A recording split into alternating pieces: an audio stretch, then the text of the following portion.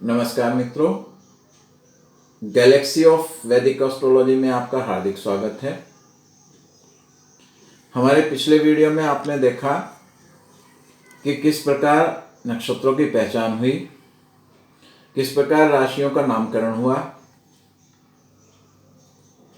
अब राशियों के नामकरण के बाद इनको ग्रहों का स्वामित्व दिया गया। सभी स्थूल नवग्रह इन राशियों के स्वामी हैं। ऐसा कहा जाता है कि सबसे पहले 6 राशियां सूर्य के पास और 6 राशियां चंद्रमा के पास थी, क्योंकि इनको ग्रहों में राजा और रानी माना जाता है। सूर्य को राजा माना जाता है ग्रहों का, और चंद्रमा को ग्रहों की रानी माना जाता है। उसके बाद दोनों ने एक एक राशि बुध को दी। चंद्रमा ने अपने से पहले वाली राशि यानी मिथुन राशि, चंद्रमा की राशि कर्क राशि। चंद्रमा के पास अपनी राशि का स्वामित्व किसका है? कर्क राशि का है। और सूर्य के पास सिंह राशि का स्वामित्व है। ये कैसे बची इनके पास? क्योंकि इन्होंने बुध को एक एक राशि दे दी। सूर्य ने बुध को कन्या राशि दे दी और चंद्रमा ने मिथुन राशि दे दी।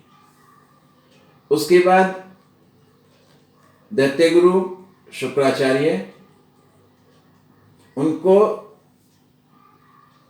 सूर्य ने तुला राशि दी और चंद्रमा ने वृषभ राशि उनको प्रदान की। मंगल को चंद्रमा ने मेष राशि दी तो सूर्य ने उनको वृश्चिक राशि प्रदान की। इसके बाद देवगुरु बृहस्पति को भी 2 राशियां मिली। सूर्य से उनको मिली धनु राशि और चंद्रमा से मीन राशि।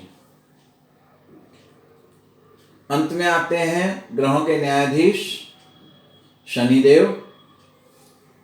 शनिदेव को चंद्रमा से कुंभ राशि मिली और सूर्य से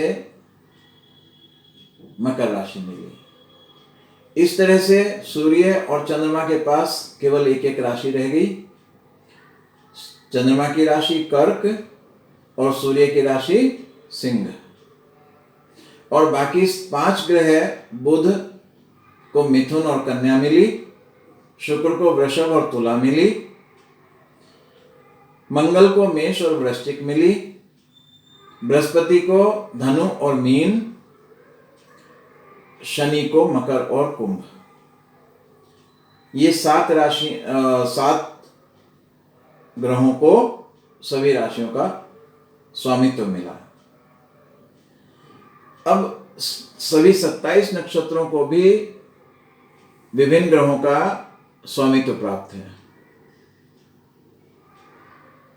विभिन्न ग्रहों को 27 नक्षत्रों का स्वामित्व प्राप्त है, लेकिन इसको समझने से पहले हमें राहु और केतु को समझना पड़ेगा। ऐसा कहते हैं, पौराणिक कथा में आता है कि समुद्र मंथन में 14 रत्न मिले। उन 14 रत्नों में अंत में जब अमृत प्राप्त हुआ तो उस अमृत के लिए देवताओं और असुरों में विवाद हो गया। लेकिन इसको बांटने के लिए भगवान विष्णु ने मोहिनी रूप धारण किया और वे साथ में जो मदिरा मिली थी उसको असुरों को पिलाने लगे और देवताओं को अमृत पिलाने लगे। तो विष्णु भगवान की इस चाल को राहु नाम का एक दानव समझ गया।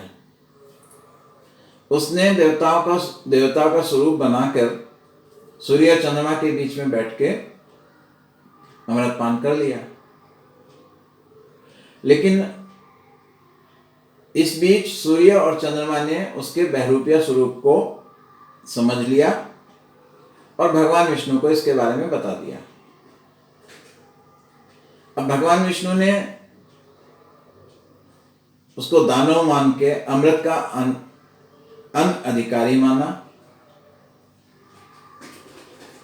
और उसका इस छल के लिए राहु का सिर काट दिया।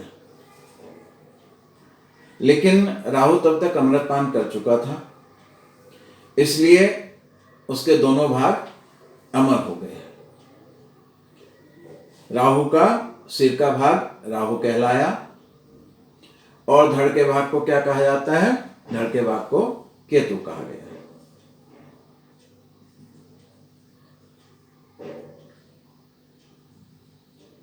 और उन्हें जो है राहु और केतु को ग्रहों के समकक्ष स्थान प्रदान किया गया।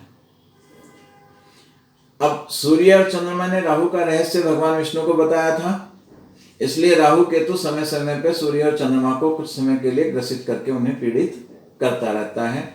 इसे सूर्य ग्रहण और चंद्र ग्रहण कहा जाता है। ये पौराणिक कथा है। अब पौराणिक कथा से आगे बढ़ते हैं वास्तविकता की तरफ। पहली बात तो आप ये जान लीजिए कि राहु और केतु का कोई भी भौतिक अस्तित्व नहीं है। ऐसा कोई भी भौतिक पिंड अंतरिक्ष में नहीं है जिसे हम राहु या केतु कहें। ये दोनों क्या हैं? जोड़ियाक भचक्र में मौजूद दो बिंदु हैं जो एक दूसरे से ठीक 180 डिग्री पे रहते हैं। अब इनकी स्थिति कैसे पता चलती है? हम क्या करते हैं कि सूर्य के पृथ्वी के चारों ओर जो सूर्य का परिक्रमा मार्ग है, वहां तक हम चंद्रमा के पृथ्वी के चारों तरफ जो परिक्रमा मार्ग है उसको विस्तारित करते हैं।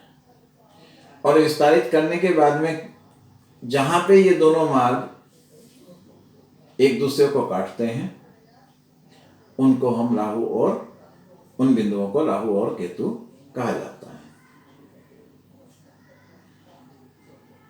चंद्रमा का परिक्रमा पथ सूर्य के परिक्रमा पथ तक, आभासी परिक्रमा पथ तक बढ़ाया गया। दो कटान बिंदु प्राप्त हुए, एक राहु दूसरा केतु।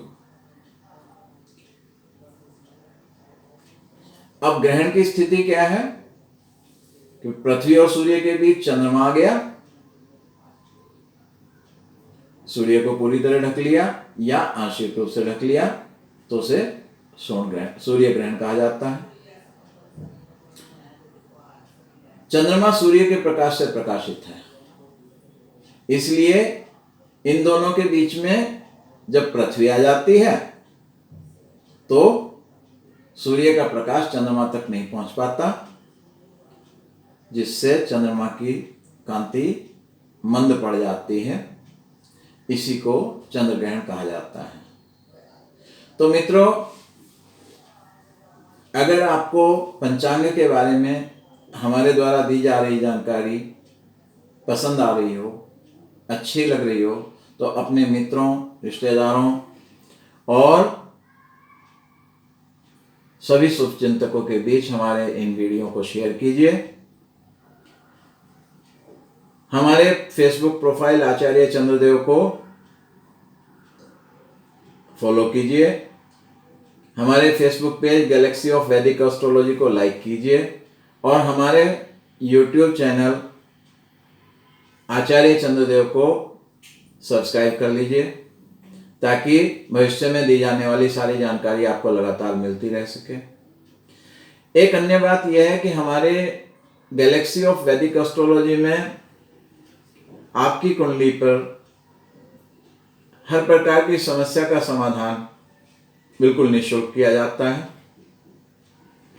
आप हमारे व्हाट्सएप नंबर 8700003479 पर अपना जन्म विवरण भेजकर हमसे अपने प्रश्न पूछ सकते हैं, अपने प्रश्न का उचित समाधान ले सकते हैं। आपसे किसी भी प्रकार का कोई शुल्क नहीं लिया जाएगा। जय श्री राम।